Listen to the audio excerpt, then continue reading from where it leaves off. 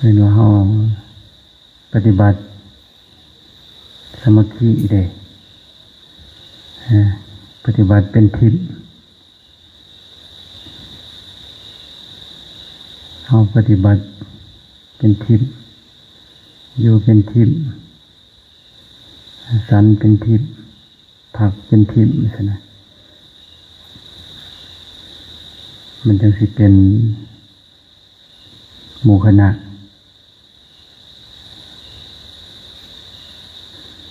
อาศัยอินทรีย์ปรมีอุติเกกะผู้ใดอินทรีย์อ่อนก็อาศัยปรมีผู้มีอินทรีย์เกกะผู้มีอินทรีย์เกกะก็ดึงผู้มีอินทรีย์อ่อนซะนะดึงไปดึงมาช่วยกันแต่ละมือจากวันหนึ่งเป็น2 วัน3 วันเป็นทิศเป็นเดือนเป็นปีไปมันถึงที่สุดเลยถ้าอยู่บ่ได้ถ้าสุดที่สุดแล้วมาทำหน้าที่ของเฮาสิถือว่าเฮ็ดบ่ได้แล้วสิสุดความสามารถสุดวิสัยของเฮาที่จะปฏิบัติแล้วคือเป็นว่าเด้อบวชตอนแรกบวชจะเอานิพพานบวชนานๆเมื่อนิพพานบ่เกิดแก่ใจก็เอาบ่ได้จะเอาแนวอื่นแทนก็ถือว่าเฮาก็เบิดความเพียรเฮาก็บ่ได้แต่ก็ยอมแพ้มันซะนะยอมแพ้บัดมีโอกาสก็ลุกขึ้นแล้วก็ต่อสู้ใหม่ซะนะต่อสู้ใหม่เฮาไปเบิ่งว่าถอยหลังตั้งหลักใหม่ซะนะมันก็มีวิธีของเพิ่นเด้คนเฮามันเบิดความเพียรมันนั่นนี่ก็ห้ามกันบ่ได้เด้ก็ดีกว่าสิครูอาจารย์ก็ดีกว่าเพิ่นสิปล่อยให้เพิ่นผิดธรรมเนียมเสียน้อยคือว่าคนอยากซิกจังซี่นะเบิดความเพียรหรือว่าเบิดศรัทธาจังซี่นะในการรักษาเพศสมณะในการรักษาเพศพรหมจรรย์ใช่ไหมเขาก็เปิดโอกาสในเพิ่นใช่ไหมให้เพิ่นอยู่ในฐานะใหม่ใช่ไหมเพราะว่าเขาอยู่สุดวิสัยแล้วใช่ไหมมันเป็นธรรมศาสตร์มันเป็นของโลกเนี่ยเหมือนว่าคนเมมานมันสิออกโลกกันเลยคือว่าเมมานสิออกโลกนี่ห้ามมวยโลกออกมามันก็เป็นไปบ่ได้คนมันบวชแล้วบวชแล้วก็คิดใจมันเบิดความเพียรมันอยากเปลี่ยนเพศก็ลองเบิ่งซะนะก็บ่ได้ว่ากันแต่ครูบาอาจารย์บางองค์เพิ่นก็เมตตาเฮาบางองค์เพิ่นก็ฮักเฮาซะนะบ่อยากให้เฮาไปสู่กับทั้งโลกเข้ามาสู่กับโลกมันก็คือว่าแล้วมันก็ทุกข์ทุกข์หลายสิ่งหลายอย่างทุกข์ทั้งกายแล้วก็ทุกข์ทั้งใจคำว่าโลกคำว่าโลกีคำว่าโลกีคืออารมณ์สินะโลกก็คืออารมณ์ก็คือโลกี มันสิมีทั้งโลภมีทั้งโกรธมีทั้งหลงเต็มอยู่ในอารมณ์นะอารมณ์บ่พอใจอารมณ์พอใจมันสารพัดและปนเปกันแต่ออกไปถูกทางกายสินะเมื่อมันบ่ได้ดังใจเมื่อมันบ่ได้ดังความหวังก็เกินว่าผิดหวังขาดหวังมันก็มีเป็นของธรรมดาของโลก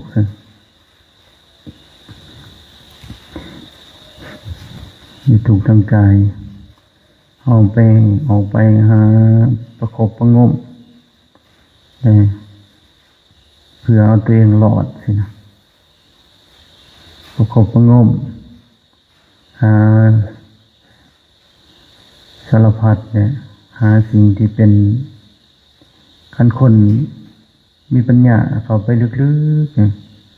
ๆเขาอาจบอกได้ว่าหาเป็นสิ่งที่สละแก่นสารเรียนว่าหาธาตุธรรมศาสตร์เห็นว่าเฮาสูตรเป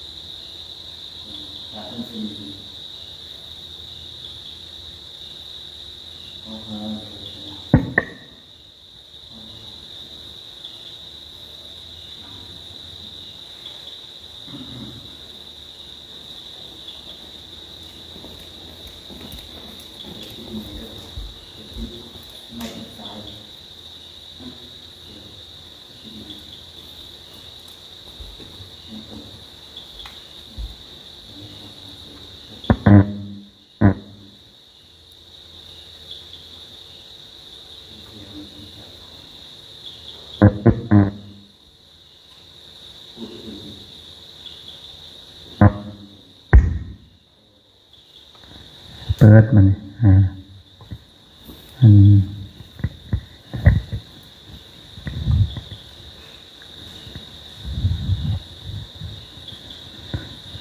เราเรียนว่าไปหาสิ่งธาตุดินน้ำลมไฟไปหาสิ่งที่อันนั้นมาหามาอะไรก็มาหล่อเลี้ยงถาดหาถาดมาหล่อเลี้ยงถาดซะนะเพราะว่าเฮาก็อันเดียวกันกับ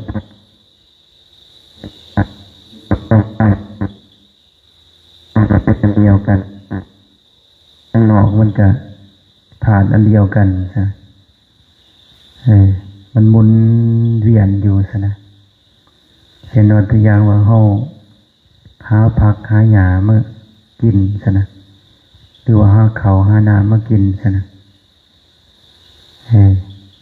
กินแล้วก็มาหล่อเลี้ยงร่างกายมาหล่อเลี้ยงร่างกายเฮาก็เป็นธาตุดินน้ำลมไฟกันเฮาก็มาหล่อเลี้ยงกันบัดนี้หลังจากเฮากินเข้าไปมันก็กลายเป็นกินเข้าไปมันก็เผาผลาญมันก็อะไรก็มันก็กลายเป็นถ่ายเทออกมาเป็นดินเป็นดินก็เป็นว่าเฮากินมะพริกก็สิได้มะเขือบางอย่างต่างๆหรือว่ามันก็เกิดออกมาเป็นต้นใหม่ขึ้นซะนะส่วนมันเป็นน้ำมันก็ลงสู่น้ำส่วนเป็นฐานดินมันก็ลงสู่ดินหลังจากนั้นมันกลายเป็นดินก็เกิดเป็นหญ้าเกิดเป็นพักเป็นหยังง้อกล้วยมันก็ไปกินนะปูปลามันก็ไปกินเมื่อปูปลาไปกินหรือว่าเขาก็บางครั้งก็เด็ดมากินเองกินมะพริกมะเขือพักหญ้าซะกินมุนไปมุนมาอยู่ซะนะสุดท้ายก็เขาก็วนแต่อยู่ในถาดทั้งสี่ดินน้ำลมไฟ วนไปวนมาอยู่นะเป็นว่าเข้าหาถาดมาเลี้ยงถาดบันนี้แต่ว่าอันนี้เป็นหูจัดเป็นหูซะนะเฮาก็ได้บ่ให้ความสำคัญทางด้านจิตใจซะนะแต่เฮาให้ความสำคัญทางด้านถาดทางด้านทางกายซะนะจะได้จะว่าเฮาบ่ให้ความสำคัญมันเพราะว่าส่วนหลายแบบเฮาทุ่มเวลาใส่แต่มันอย่างเดียวซะนะทุ่มเวลาใส่แต่ทางกายโดยบ่รักษาจิตใจเมื่อเฮาทุ่มให้มันจังซี่นะสุดท้ายมันได้หยังมันก็อกตัญญูอกตัญญูก็คือบ่ฮู้บุญคุณเนาะบ่ฮู้บุญคุณและเดี๋ยวอีกบ่ดน10 ปีข้างหน้า20 ปีข้างหน้ามันก็เจ็บมันก็แก่มันก็พัดผากเฮาซะนะมันก็ตายจากเฮาเคิ้นว่าเฮาทุ่มเทเฮาเมตตาเฮาปักหลักหรือว่าเอาจริงเอาจังแต่กับสิ่งที่เป็นสละไหลสละแก่นสารซะนะคือบางคนซะนะครูบาอาจารย์บางองค์บวชอยู่วัดดีๆซะนะกระซีกออกไปนะซีกออกไปหาสิ่งที่เป็นอกตัญญูไปหาสิ่งที่เป็นไหลสละแก่นสารนะมาสุดท้ายก็เบิดโอกาสมาสุดท้ายก็บ่มีหยังเหลือซะนะแม้แต่ห่างกายตัวเองก็บ่เหลืออิหยังก็บ่เหลือทรัพย์สินสมบัติที่มีในเฮือนในศาลก็บ่เหลือเพราะว่าเฮาต้องได้พัดพาเฮาต้องได้จากมันบ่วันใดก็วันหนึ่งของที่อยู่ในโลกนี่เฮาหามามันเกิดขึ้นสู่โลกดินตอนนั้นเฮาหามามันก็อยู่ในหันเฮือนหลังนั้นมันเฮาหามามันก็อยู่ในหันสิ่งที่จากไปก็คือจิตใจร่างกายก็เอาไปถิ่มไปเผาถิ่มบัดนี้ยังแหละสิ่งที่เฮาอันใดก็คือความยึดยังห่วงยังอะไรยังอาวรอยู่บัดนี้เฮาบ่ได้ประพฤติปฏิบัติเฮาบ่ได้ศึกษาความเป็นจริงเฮาบ่ได้เข้าไม่โยนิโสมนสิการเฮาบ่ได้พิจารณาว่าตอนแรกๆกันเฮาบ่ได้ทำใจมันก็ยังยึดอยู่ดิยังยึดยังว่ายังคือเห็นว่าดินตอนนั้นก็ยังเป็นของข่อยเฮือนตอนนั้นก็ยังเป็นของข่อยทรัพย์สินสมบัติอยู่บนใดก็ยังเป็นของข่อยอยู่ยังยึดอยู่สุดท้ายยังกลายเป็นสัตว์อื่นหรือว่าคือบางครั้งเฮายึดอีหยังก็เป็นอันนั้นเด้บางครั้งก็เป็นงูตายเป็นงูก็แล้วแต่กรรมคือบางพระบางรูปนะในสมัยพุทธกาลเราหักในจีวรของเราสินะห่วงแล้วได้จีวรมาใหม่ๆก็ตัดหยิบใหม่ๆใจมันยืดมันสิได้ใส่ของใหม่สินะแต่ว่าบังเอิญในมือก่อนเราตัดหยิบแล้วบัดนี้เราเป็นโรคกระทันหันคือโรคเจ็บท้องผู้ที่ป่วยตายในคืนนะแต่ว่าความตายของเราจากไปโดยที่ใจยังยึดในจีวรในผ้าพื้นนั่นนะตายไปกับผู้ที่ไปเป็นเล่นจากว่าตัวเล่นก็คือตัวให้ตัวนี้แหละไปอยู่อาศัยอยู่ในจีวรนะบัดนี้หมู่คณะก็เสียเอาจีวรนั้นไปใส่แล้วเพราะว่า บ่มีเจ้าของเลยเด้เจ้าของเขาตายได้ก็ได้ว่าพระองค์นั้นก็ตายไปเลย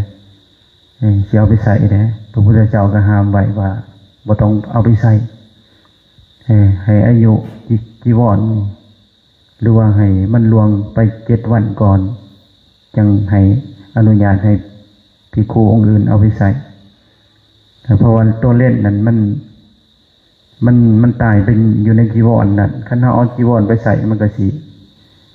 เว่ามันใจมันสิ2 โมงมันสิยืดอีกมันสิไปตกต่ำกว่าเก่าอีกซะนะเลยก็ได้ให้เล่นตัวนั้นตายก่อนเพราะว่าอายุของเล่นตัวนั้นมันอยู่ได้7 วันซะนะหลังจากเล่นตายกันอานิสงส์ของเราที่เราประพฤติมาแล้วก็เปลี่ยนภพภูมิไปภพภูมิใหม่ซะนะแต่ถ้าอายุของเข้าสินะไปตายเป็นงูเบิ้งเป็นได้พบอัตภาพภพภูมิในการเป็นงูในการเผาทรัพย์ซะนะมันสิบ่อายุยืนก็บ่มันสิบ่งูนี่มันหลอกขาบได้เด้บางครั้งก็มันหลอกขาบไปเท่าไรปีคือพญานาคพญานาคที่ตัวดำๆมันนะที่แต่ก่อนเคยเป็นสมณเณรแล้วนอนไล่ภัตตรกัปพระพุทธเจ้ามันตรัสรู้แต่ละองค์ก็ยังนอนอยู่ใช่ไหมองค์นี้มาตรัสรู้พระบาทกลิกลงอยู่พื้นพญานาคเอาพื้นน้ำนะพระองค์นี้มาตรัสรู้อีกแล้วแต่ก็ยังนอนตื่นแต่ละครั้งเกินว่าสมเทียบอุปมาว่าพระพุทธเจ้าแต่ละองค์มาตรัสรู้เนี่ยก็คือมาปลุกให้เฮาตื่นนะสินะมาให้เฮาศึกษาในที่ให้เฮาได้เรียนรู้เพื่อตื่นก็คือจิตใจของเฮาให้มันรู้สภาพความเป็นจริงทำลายอวิชชาคือความบ่ฮู้สินะเฮาบ่ฮู้แล้วเฮาจึงอยากออกไปสินะว่าสิ่งที่เฮาแสวงหามันบ่มีสาระแก่นสารซะนะเฮาบ่ให้ความเมตตาเฮาบ่ให้ความกตัญญูแก่จิตใจซะนะพวกเฮามีโอกาสเฮามีอยู่ในเพศสมณะสิแทนที่เฮาสิให้ความเมตตามันคือฝึกโดยการมีศีลโดยสมาธิแล้วก็โดยปัญญาสิเพื่อรู้แจ้งแท่งตลอดสินะแต่เฮาก็บ่เฮ็ดจังซั่นเฮาก็สิออกไปเอาตุงบ่เป็นสละแก่นสารจังซี่นะสิ่งที่เป็นสละแก่นสารจังซี่นะคือถ้าเฮามีสติปัญญาสิเฮาสิทำลายความโลภเฮาสิมีทำลายความโกรธความโลภโกรธหลงจังซี่ทำลายกิเลสอย่างใจที่มันตัณหาคือความอยากอุปทานคือความยึดจังซี่นะมันอยากมันยึดอีหยังเฮาทำลายมันจังซี่นะมันก็อันที่ดีนะเดินว่าสิ่งที่เป็นกตัญญูเฮาผัดบ่เฮ็ดซะนะวันนี้เฮาสิไปสอกหาสิ่งที่อกตัญญูต่อเฮาคือร่างกายซั่นอีกบ่โดนคราวเดียวก็ตายซะนะ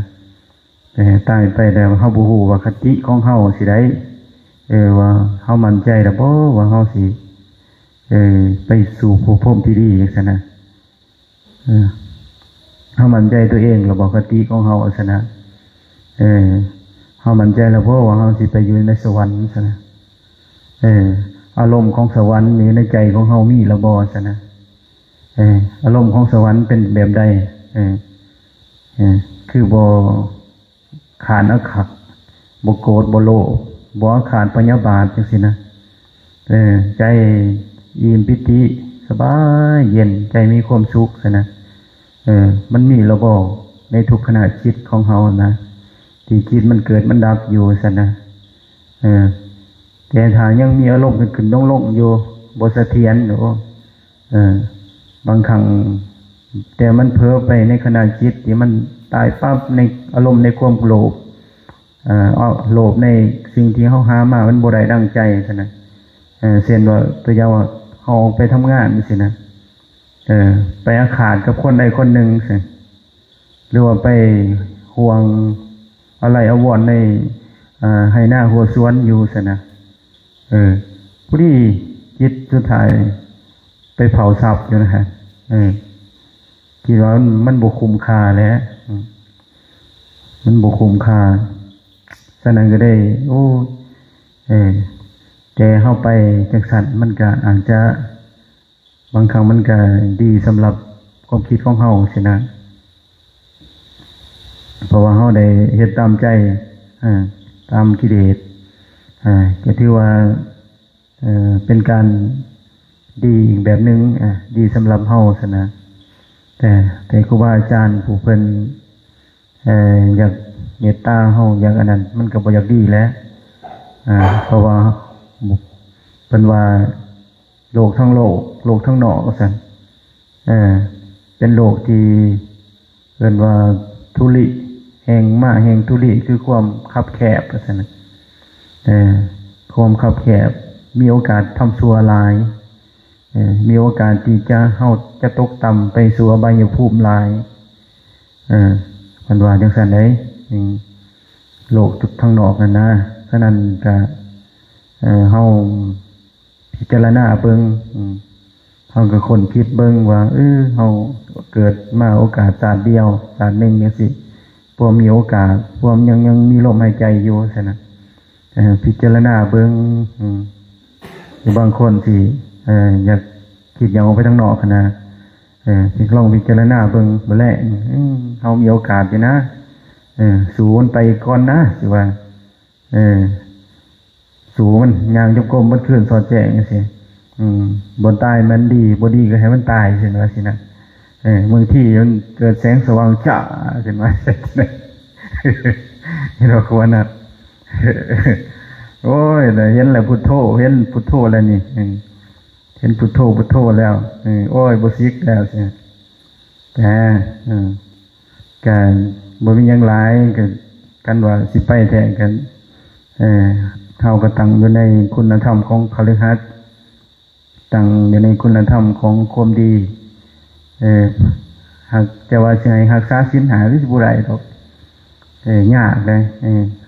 เฮาเป็นฆราวาสสิรักษาศีล5นี่ก็ยากสังคมว่าสังคมนิยมจะจับข้อเฮาจับปากจังยังยัดเราเข้าใส่ให้เฮากินให้เฮาบังคับให้เฮาไปฆ่าสัตว์บังคับให้เฮาจังซั่นจังซี่ได้เพราะว่าสถานการณ์บังคับเองเพิ่นว่าทางโลกนี่มันทุลีมาที่มาแห่งทุลีของกิเลสซั่นนะของความชั่วซั่นนะมันมีโอกาสหลายก็คือทางเพศสมณะได้เตือนสามารถบิณฑบาตสันแล้วก็ปฏิบัติบำเพ็ญภาวนานั่งสมาธิเดินจงกรมเสียสละปัดกวาดเช็ดถูสิเฮ็ดขอวัดได้มีโอกาสทำความดีหลายซะนะครูบาอาจารย์เพิ่นว่าคนเฮาก็สิหูธรรมเห็นธรรมมันบ่แม่นของง่ายได้ก่อนต้องอาศัยพลมีที่แก่กล้าที่เคยสร้างมาแต่โดนเฮาก็สร้างไว้เท่าใดน้อยอันที่หนึ่งอันที่สองก็คือพยายามโยนิโสมนสิการเรื่อยๆต้องเป็นคนตื่นตะลึเรื่อยๆบ่แม่นว่าหลับไหลอยู่นิวรณ์ครอบงำอยู่มันบ่เบิกบานได้ตื่นอยู่กลางคืนก็นอนอย่าเฝ้านอนตัวค่ำนั่งมันจนมันเมื่อยอะไรอย่ารอนั่งเบิ่งลมหายใจเบิ่งออกเบิ่งเข้าเบิ่งความรู้สึกเจ้าของมันคิดอีหยังหลายสัญญาเก่าๆความคิดไปข้างหน้าอนาคตมันปรุงแต่งหยังเบิ่งมันก็ไปดึกๆเบิ่งโอ้มันเห็นคันเฮาเหลื่อมเห็นความคิดเฮา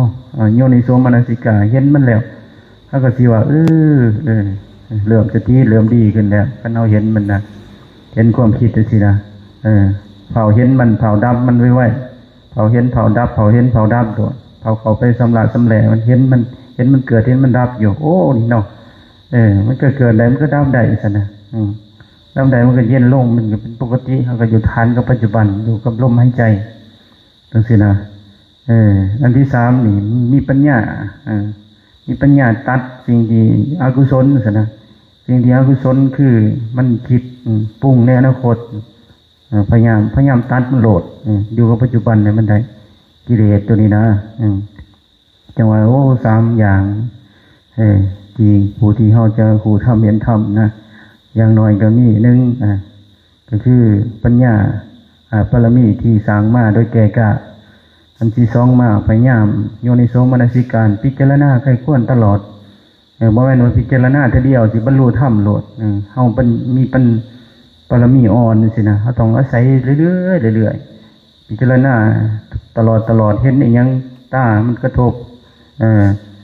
ตามันกระทบหูไปสิหูมันกระทบเสียงซะ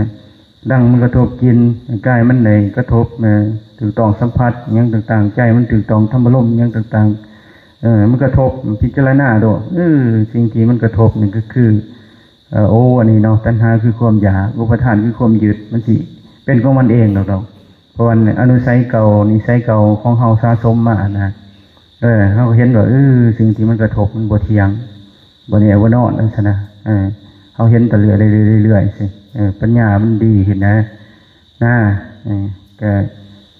บ่มีหยังหลายบัดนี้ก็อนุโมทนานำของตนญาติโยมที่ประพฤติปฏิบัติตั้งใจปฏิบัติเนาะก็อยากบอกว่าชีวิตทุกคนย่อมแปรผันสิ่งสำคัญคืออย่าประมาทนะสิ่งผิดพลาดคือบทเรียนสิ่งภาคเพียรย่อมมีผลสิ่งเสยตนคือปัญญาสิ่งบูชาคือบุญคุณภาคคำจูนคือพ่อแม่ผ้าเสริมแก่คือครูบาอาจารย์สิ่งเป็นม่านคือความสัวผ้ามามั่วคือความอยากผ้าลำบากคือความเกียจขราดสิ่งเป็นม่านคือความสัว